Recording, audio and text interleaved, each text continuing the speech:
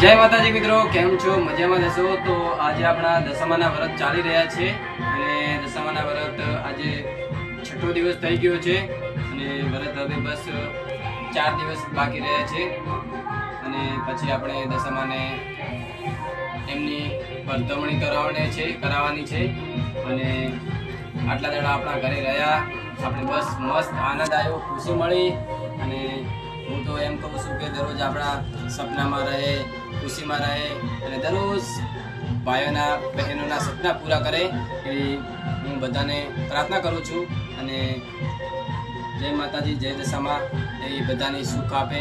તો જય માતાજી. તો જે પણ લોકો દશામાના વ્રત કરતા હોય એ મસ્ત મોજ છે અને બાકી મોજ જ છે દશામાની.